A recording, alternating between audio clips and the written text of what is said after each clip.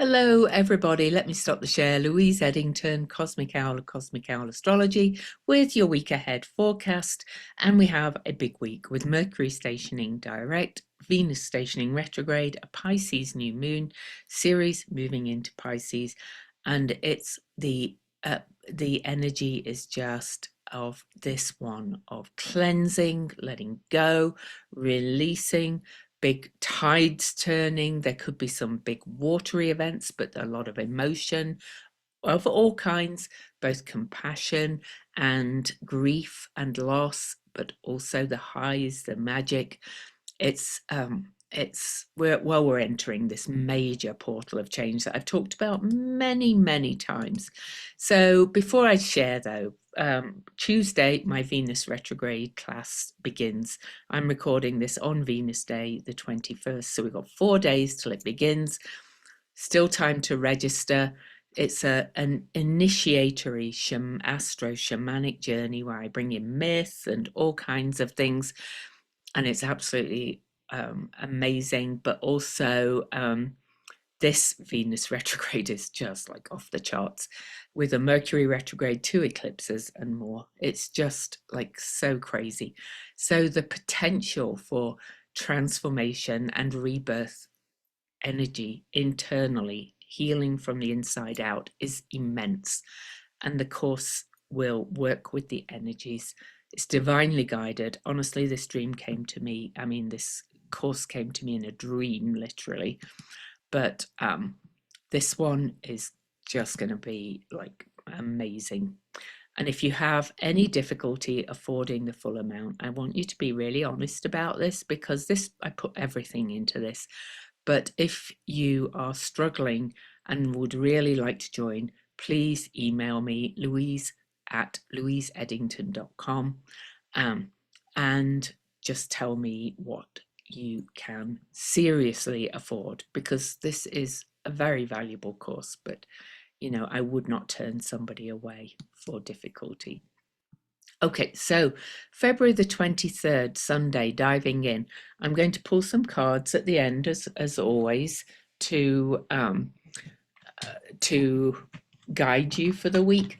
But I do want to say that the first day, Sunday the 23rd, the moon is in Capricorn and starts the week with a couple of days in Capricorn. The moon spends just over 2 days in a sign. But then we, at 5:52 p.m. on Sunday the 23rd, things begin to really shift. Okay. Ceres, the great mother who represents grief, loss, needs, and met and unmet, what our needs are, how we feed other people's needs, and how we want our needs fed in all ways, moves into Pisces. And that's going to add to this energy of Pisces. So we'll have the Sun, Mercury, Saturn, North Node, Neptune, and then Ceres in Pisces. And Ceres is chasing Venus at this point, and then Venus is going to go retrograde, and they're going to start approaching each other again. We'll look at that more in the course. Now, I see these as kind of the innocence, maiden energy. Venus, the great, and the mother energy is Ceres. So we'll be talking about that through the Demeter Persephone myth. But you know, they are very related to each other. Desires, needs, what feeds us, what fills our senses, all that kind of stuff. So that's at 5:52 p.m. on the 23rd. Then at 8:59 p.m. on the 23rd, Mars stations direct at exactly 17 degrees, not 1 minute.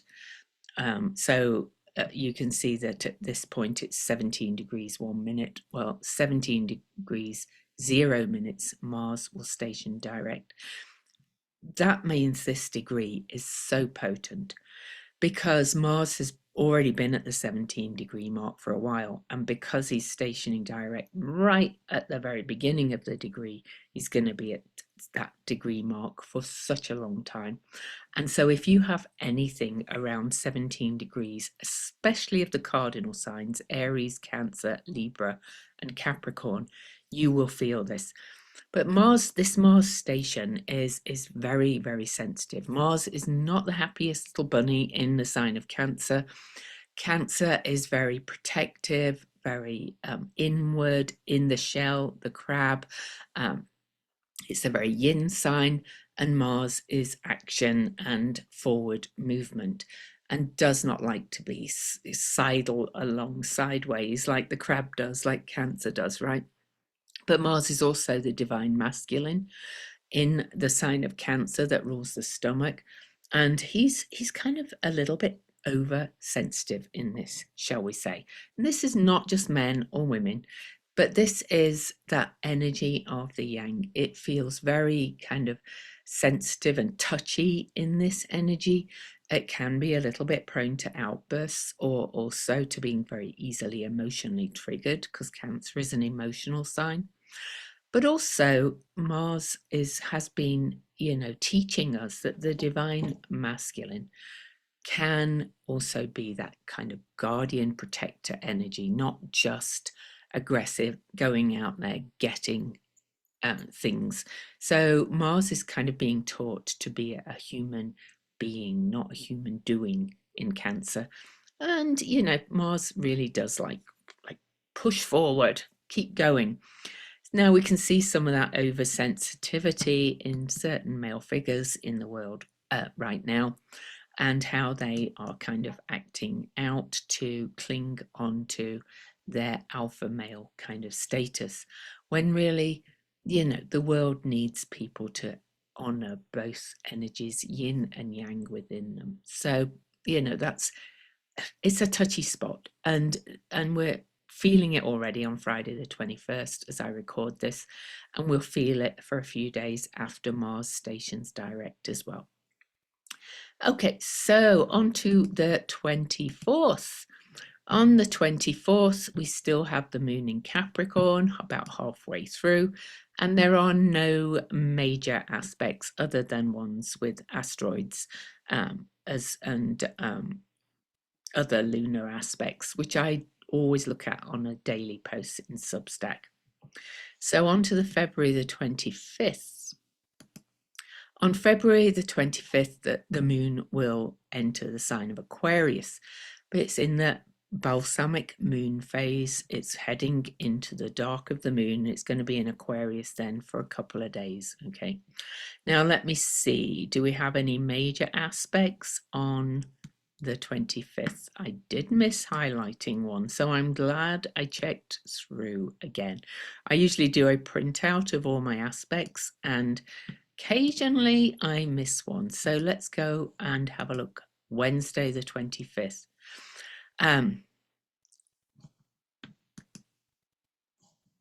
Back. I'd already gone forward. Tuesday the 25th. Should know that. It's the first day, first call in my class. It's 7 weeks, 8 calls, by the way.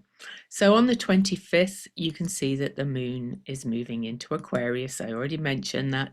But later that day, 7:02 a.m., Mercury over here will catch up to Saturn.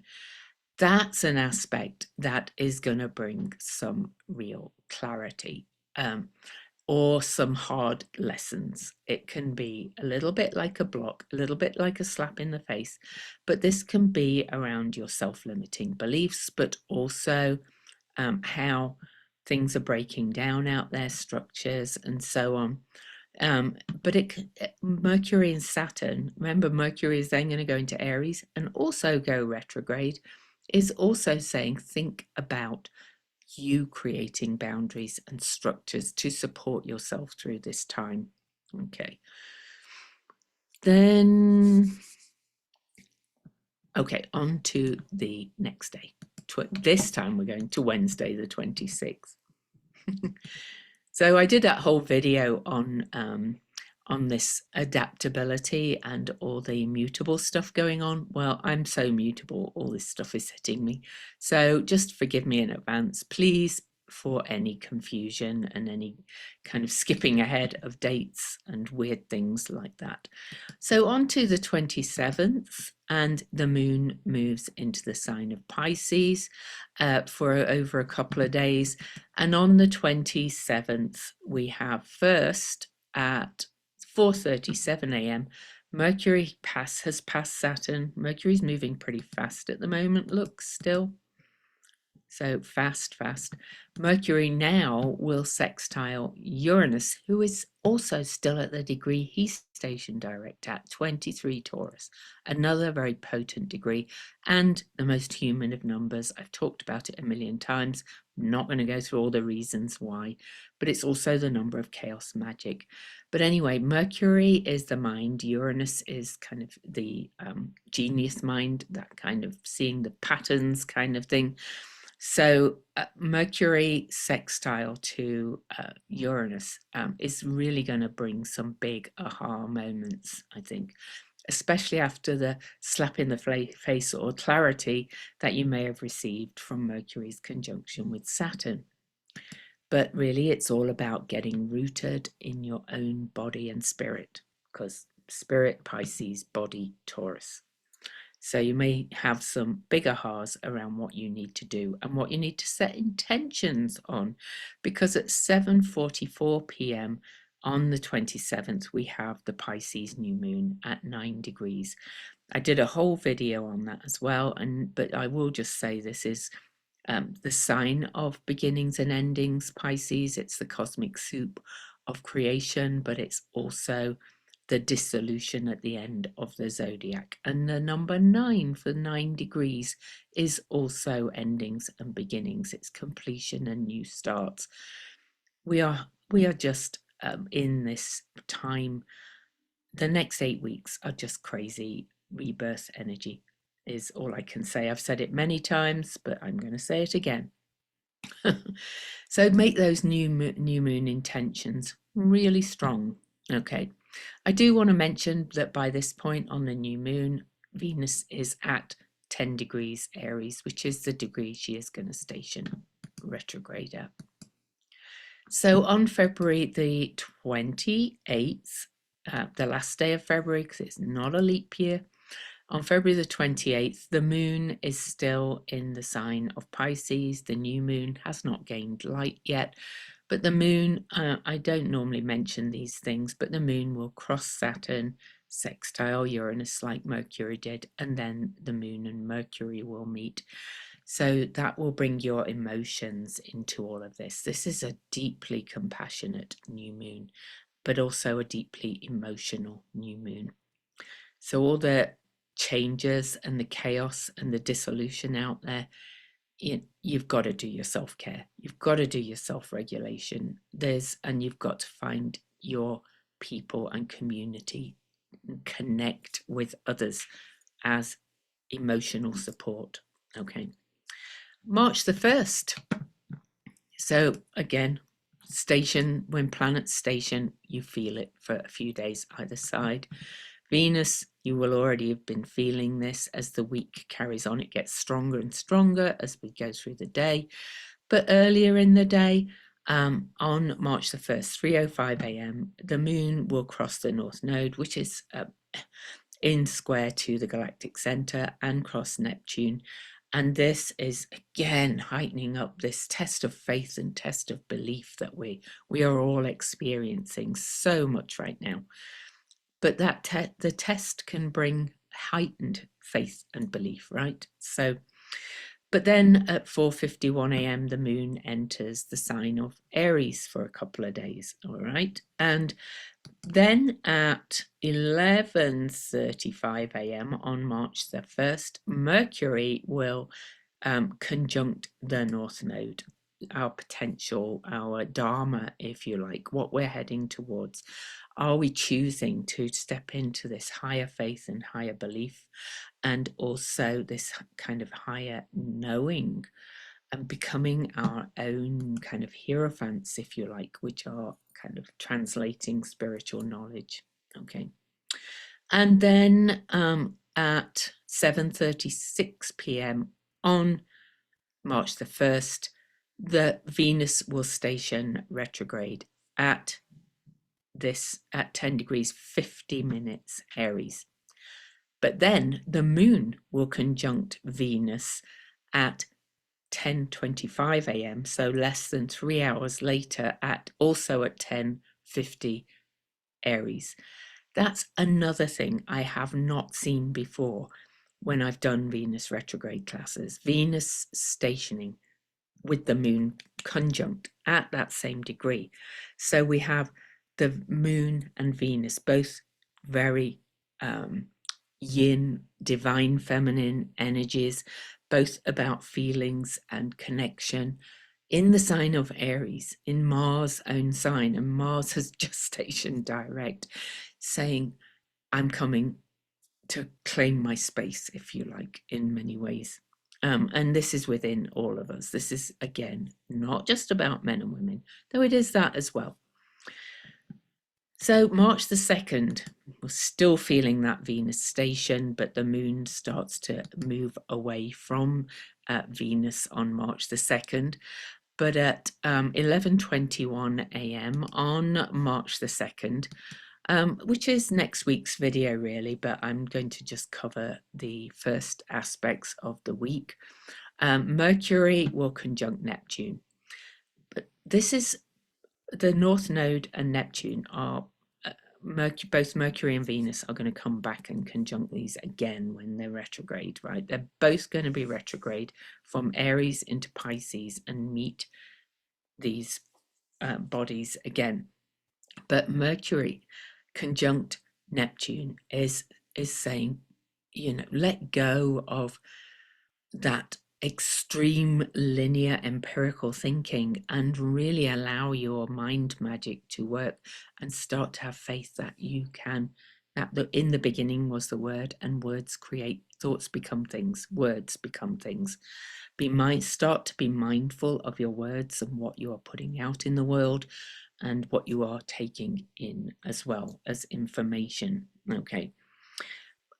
Lastly, on March the 2nd, the sun, right after the new moon, if you remember, they are now at 30 degrees apart, so the moon's starting to gain light, but the sun will come up and square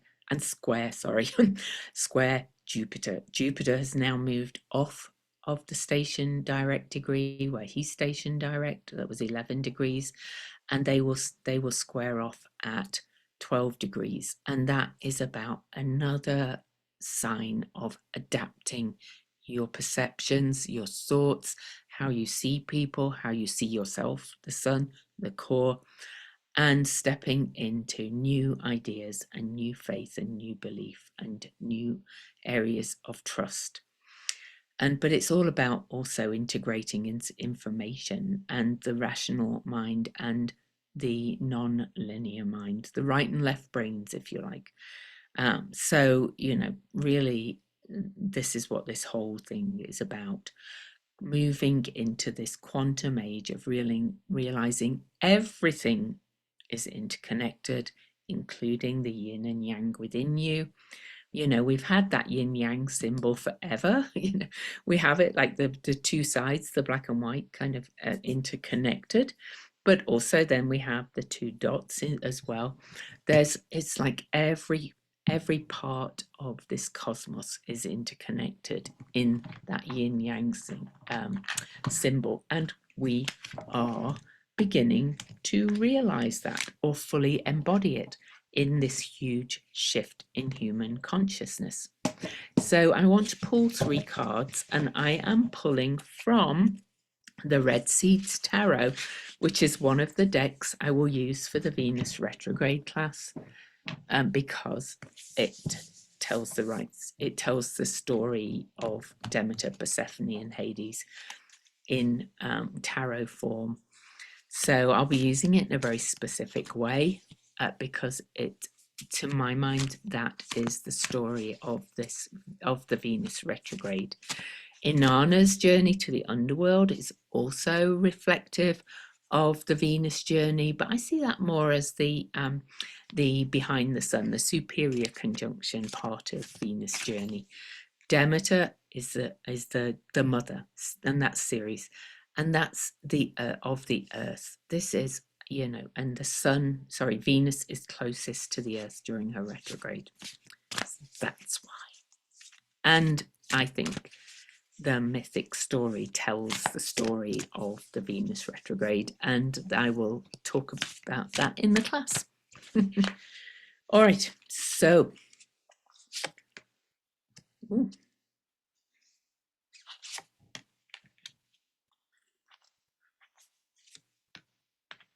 Oh, nice cards. Well, I love these cards.